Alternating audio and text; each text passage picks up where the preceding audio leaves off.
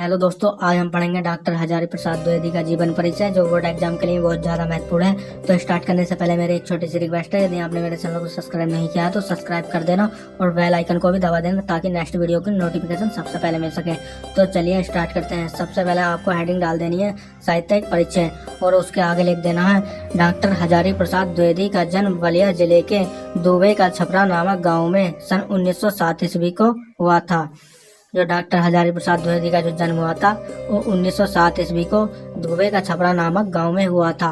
या आप कुछ इस प्रकार से भी लिख सकते हैं, डॉक्टर हजारी प्रसाद द्विवेदी का जन्म 1907 ईस्वी में बलिया जिले के दुबे का छपरा नामक गांव में हुआ था। ये एक सरयू पारीण ब्राह्मण परिवार से थे। सरयू पारीण एक परिवार है और ब्राह्मण क्या है, जाति।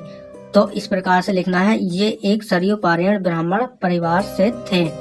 पारिवारिक परंपरा के अंदर इन्होंने प्रारंभ में संस्कृत का अध्ययन किया।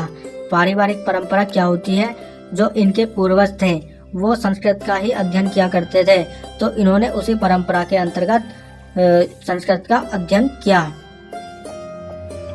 और सन 1930 ईस्वी में काशी विश्वविद्यालय से ज्योतिषाचार्य की परीक्षा उत्तीर्ण की। सन 1930 ईस्वी में काशी विश्वविद्यालय से ज्योतिषाचार्य की परीक्षा उत्तीर्ण की।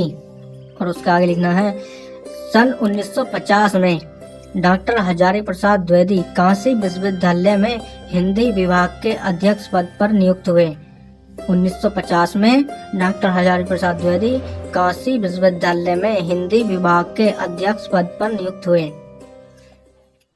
ठीक है, इससे एक वर्ष पूर्व ही लखनऊ विश्वविद्यालय ने इनको डीलिट की उपाधि से सम्मानित किया। यानी कि 1950 से पहले, या कह सकते हैं आप 1949 में लखनऊ विश्वविद्यालय ने इनको डीलिट की उपाधि से सम्मानित किया। भारत सरकार ने सन 1957 में इन्हें पद्म भूषण की उपाधि प्रदान की। यानी कि भारत सरकार ने सन 1957 में इन्हें पद्म भूषण की उपाधि प्रदान की। इसके आगे लिखना है, सन 1960 से 1966 ईस्वी तक ये चंडीगढ़ विश्वविद्यालय में हिंदी विभाग के अध्यापक रहे। 1960 से 1966 यानी कि 6 वर्ष तक ये चंडीगढ़ विश्वविद्यालय में हिंदी विभाग के अध्यापक रहे। इसके पश्चात इन्होंने भारत सरकार की हिंदी संबंधी विभिन्न योजनाओं का उत्तरदायित्व संभाला था। इसके पश्चात इन्होंने भारत सरकार की हिंदी संबंधी विभिन्न योजनाओं का उत्तरदायित्व संभाला था। और सबसे लास्ट में लिख देना है, 19 मई सन 1979 को डॉक्टर हजारी प्रसाद द्विवेदी का निधन हो गया था। या आप लिख सकते हैं 19 मई 1979 को इनकी मृत्यु हो गई थी। और इनकी कृतियां, उपन्यास, निबंध भी कुछ इस प्रकार से लिख देना है। इनकी कृतियां क्या है, कृतियां सबसे पहले हेडिंग डालनी है कृतियां, और उसके आगे लिखना है, आचार्य हजारी प्रसाद द्विवेदी ने हिंदी गद्य के क्षेत्र में उपन्यास, आलोचना, निबंध और इतिहास संबंधी बहुत से ग्रंथ लिखे। और इनके कुछ उपन्यास और निबंध कुछ बता देना है, 1-2।